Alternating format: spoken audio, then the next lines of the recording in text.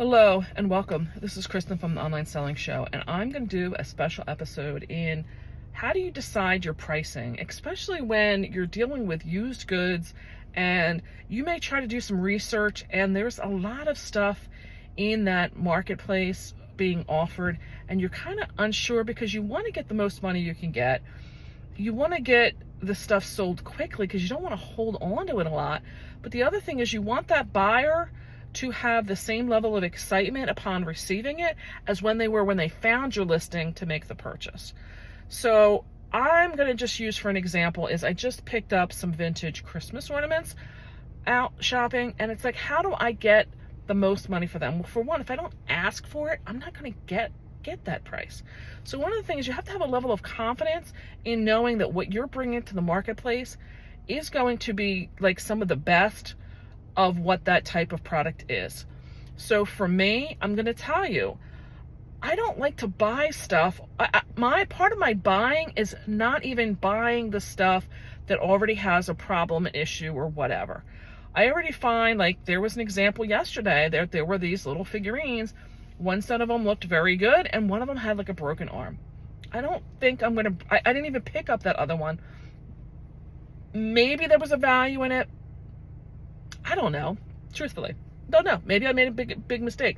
But I don't want to bring that kind of stuff to the market already, because that already, when you've got a flaw, like a big flaw like that, that already sets the buyer up for when they get that stuff. The other two could have been mint. They're already looking at those two for having, like, what else could be wrong.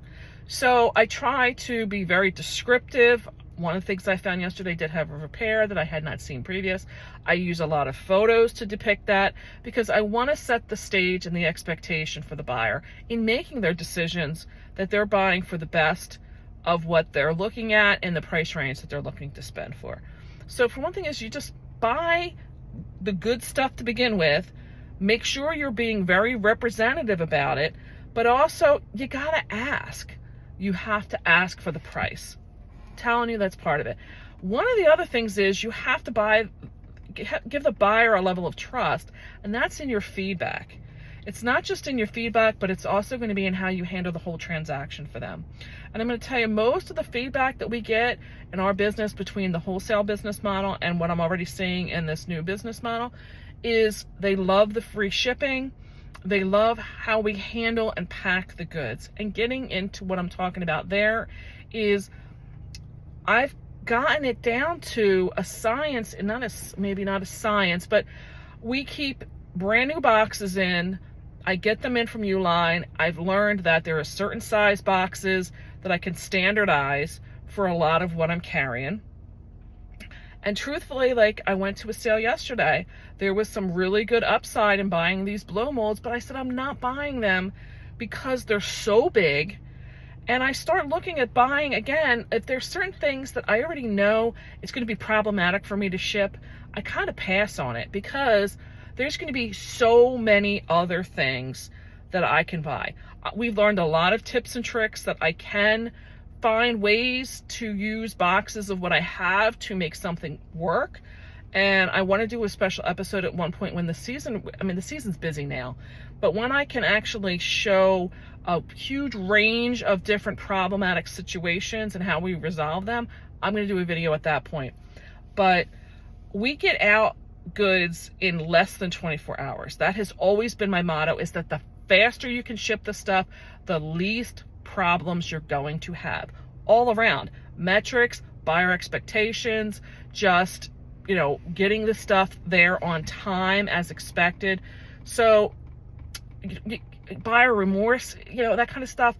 People, once it hits and gets in the mail, that buyer remorse kind of gets thrown out the window as well. So 24 hours or less really gets the buyer trust going. But like I said, I use new boxes and I'm using new packaging material.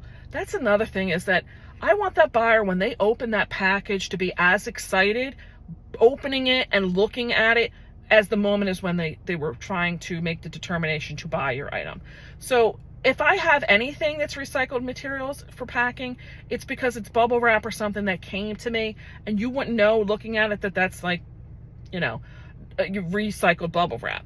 So I don't put in like shredded paper or paper towels and tissue, and I will use craft paper, but it's brand new off a roll.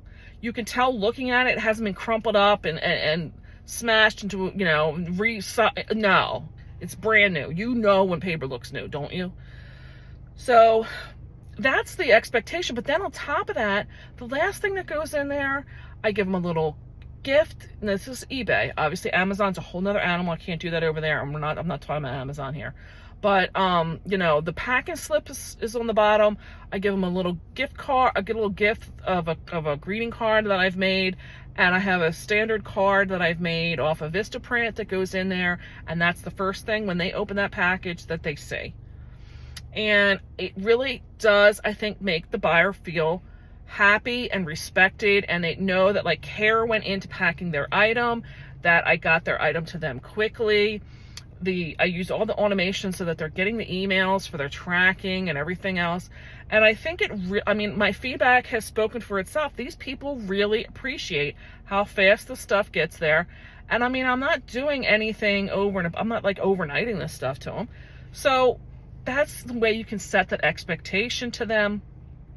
I've asked, and I justify my prices because I'm finding the stuff that's desirable. I'm finding it in great condition. I'm taking care to ship it to them.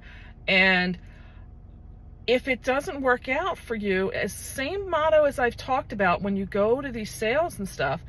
If I'm not in their budget, if a estate sale is holding something and something they're selling is not in my budget, no hard feelings, okay? And respect that.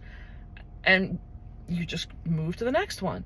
So I think a lot of the buyers, when they look at the stuff, whether it's my wholesale business stuff or it's the stuff I'm buying for this, it's almost like it's that wish list thing that they want to get. So that's another thing, is I'm trying to not just sell the most benign basic stuff. I'm trying to sell the stuff that is what people aspire to want to get.